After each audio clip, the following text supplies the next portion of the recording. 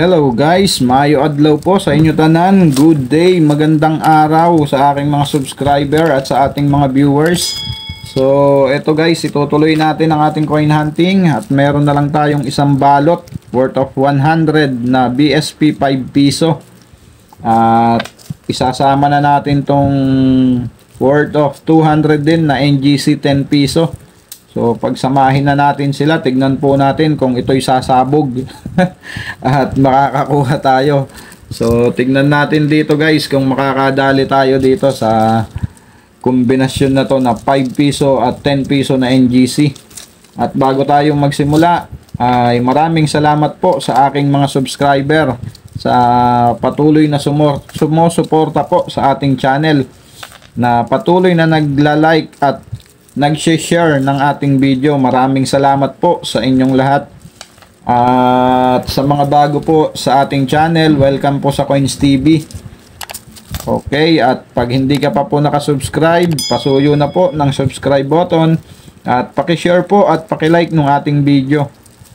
At yung bell button po, huwag mo pong kalimutan para updated ka po sa ating coin hunting. Okay, itong tatlo na to ang ating bubuksan. Unahin na natin tong BSP na 5 piso dahil nandito yung ating hinahunt na 2006. Okay. At ito ay nandito naman ang hinahanap natin na year 2017 na 10 piso. Kaya jackpot tayo ngayon. Ay, BSP pa, may halong BSP na 2 piraso. 4, 5, 4. Okay, tingnan natin dyan. Baka nandiyan dyan ang year 2007 at 9. Okay, unahin na natin tong 5 piso guys dahil nandito yung 2006. Okay, first coin natin guys, year 2011. Common yan. Next coin, 2005. Next coin natin, 1998, walang mint mark, kaya ayan ay common. Next coin, 2001, 2005. Next coin, 2012. Next coin, 1997. Next coin natin, 1998, no mint mark. Okay, next coin, year 2012, common. Next coin, 1997, common. Next coin, year 2012, common lang yan.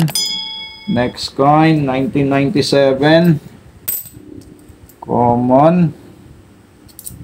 Next coin, 2013, common. Next coin, 2014, common. Next coin natin, 1998, no mint mark, common. Next coin, year 2010, common. Next coin, 2012, common. Next coin, 2005. At ang ating 1997 ay may mint mark, common lang din yan. Next coin natin at ang ating last coin sa ating 5 piso na BSP. Ayan, wala. Hindi pa rin tayo pinalad sa 2006 guys. So, dito tayo sa 10 piso naman. Tignan natin kung nandito ang year 2017 na ating hinahanap dito o kaya ay error coin.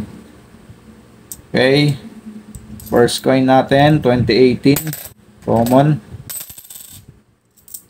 Next coin, year 2018. Common. Next coin, 2019. Common. Next coin natin, year 2018. Common lang din yan. Next coin, year 2018. Common. Next coin natin, 2018. Okay, common. Next coin natin, another 2018. So, common. Next coin natin, 2019. Okay, common. Next coin, 20... Yun guys, 2017. Okay, 2019 pala. Naduling na ako guys. Muntik na akong tumalo na. Kala ko 2017 na.